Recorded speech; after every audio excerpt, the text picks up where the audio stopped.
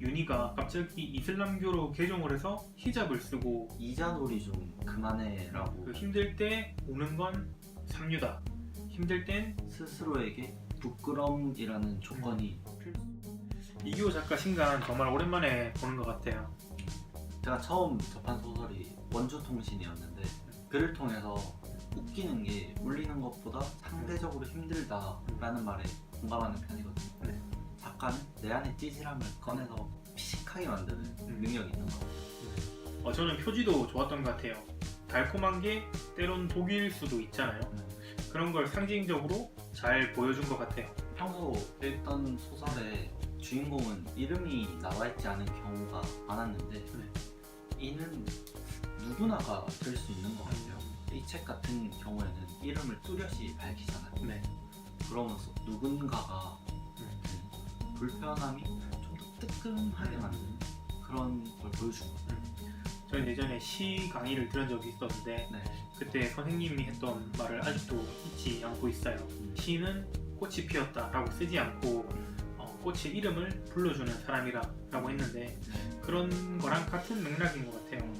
뭐 당신, 야, 너, 뭐, 어이 뭐 이렇게 이니셜을 부르지 않고 그 고유 명사인 이름을 불러준다는 건 유일한 존재, 단독적인 존재로 대해준다는 느낌인 것 같아요. 그래서 작가가 여기 나오는 캐릭터들을 대하는 방식이 인간으로 대해주는 것 같아서 독자인 저에게는 좀 위로가 됐던 것 같아요. 책은 재밌게 읽으셨나요?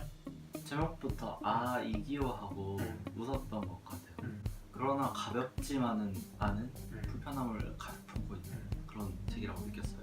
한국 문학은 외국 문학에 비해서 좀 재미가 없을 거다 이런 막연한 편견을 가진 분들도 있잖아요. 좀 그런 분들에게 추천해주고 싶은 책인 것 같아요. 윤희는 왜 이슬람교로 개종한 걸까요? 누구에게나 친절한 교회오빠 강민호, 이 단편 소설 속에 네. 화자인 강민호는 우연히 고향에 내려갔다가 같은 교회를 다녔던 후배인 종수를 만나잖아요. 네. 근데 종수가 자기 여자친구 윤희가 갑자기 이슬람교로 개종을 해서 히잡을 쓰고 다닌다 이런 얘기를 듣고 좀 설득을 해달라 이렇게 해서 강민호는 윤희를 만나러 가요. 그런데 윤희는 강민호를 보자 오히려 더 되려 화를 내잖아요.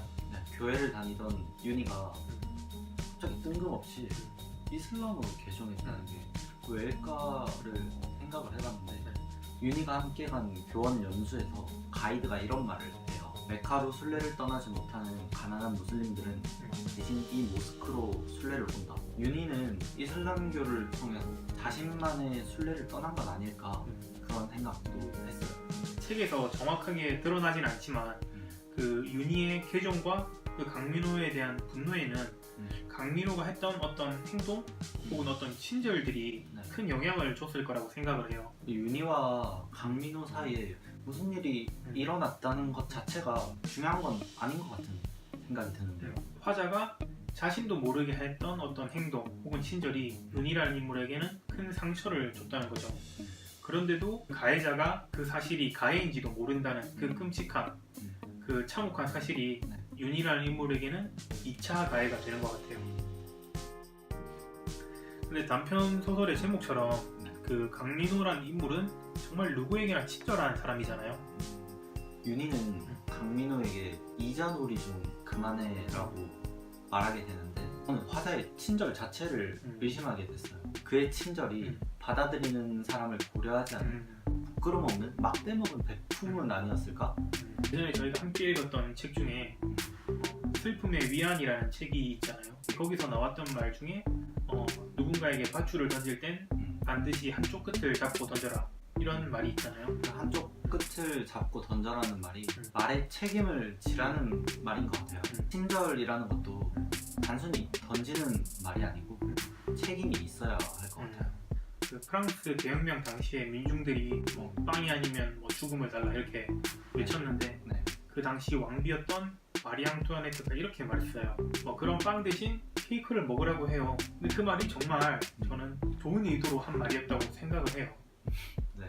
예쁜 헛소리가 받아들여지는 사람에게는 정말 폭력적일 수 있다는 거죠. 아무리 좋은 의도라고 해도 상대의 의중을 먼저 고려하는 게 중요한 것 같아요. 몽수는 윤희를 향한 친절이 당연히 받아들여져야 된다고 생각을 해요. 그러나 정작 중요한 문제는 강민호에게 떠넘겨버리죠. 그리고 강민호는 책의 말미에 아내의 분홍색 스트라이프 비키니를 보면서 윤희를 떠올리는데 눈을 감아버려요. 두 인물의 친절이 더 이상 친절이 아니게 된 자기애로 변색되는 것 같은 그런 느낌을 받았어요. 근데 저도 그 종수라는 인물, 강민호라는 인물처럼 보고 싶은 것만 보는 인간이 아닐까 이런 생각이 들 때가 있는 것 같아요. 한 사람과 그 인격이라는 거는 끊임없는 상호작용 속에서 끊임없이 현상되는 거잖아요. 그러니까 고정불변한 게 아닌데도 내가 다른 사람을 볼 때는 그걸 고정된 것처럼 쉽게 판단해버리는 경우가 많은 것 같아요. 그래서 이 소설을 읽으면서 강민호나 종수 같은 인물이 쉽게 나쁜 놈이야 이렇게 판단할 수도 있지만 우리도 일상 속에서 강민호처럼 또는 종수처럼 행동하게 되는데도 많을 거라는 생각이 들어요. 근데 무조건적으로 누군가를 온전히 받아들인다는 게 가능한 일인가 싶어요. 환대란 일종의 기쁨이잖아요. 환대란 말 속에는 내가 있는 것 같아요. 순수하다면 나를 향한 순수함일까? 환대에는 나를 기쁘게 해주는 이란 조건이 필수적인 것 같아요. 만약 환대에 조건이 없다면 타자를 고려하지 않은 나만을 위한 행위가 되어버리는 거죠. 거기서 환대란 이미 개념을 상실해버리는 것 같아요. 책을 읽으면서 환대란 스스로에게 부끄러움이라는 조건이 필수적으로 필요한 건 아닐까 그렇게 생각을 했어요. 그 해설을 쓴 김영중 평론가의 말처럼 그런 것들은 극한을 사유하는 이론에서만 혹은 우리 상상 속에서만 가능한 일이 아닐까 그런 생각이 들어요. 소설을 다 읽고 어땠어요? 저는 이규호 작가의 글을 보면 네. 유머를 잃지 않는 게 참 중요하다는 생각이 들었어요. 최근에 돌아가신 노회찬 의원이 한 말이 생각이 나는데 무거우면 가라앉는다. 정작 자신은 그 무게를 견디지 못했지만 그리고 이런 말도 있잖아요. 그 힘들 때 우는 건 삼류다. 힘들 땐 육류다. 아니 주류인가요? 가벼운 글이란 없구나를 느꼈던 것 같아요. 피식피식 웃다가 묵직한 한 방을 맞잖아요. 방심했다가 실컷 얻어 터진 뒤에 씩 웃을 수 있는 그런 책이었던 것 같아요.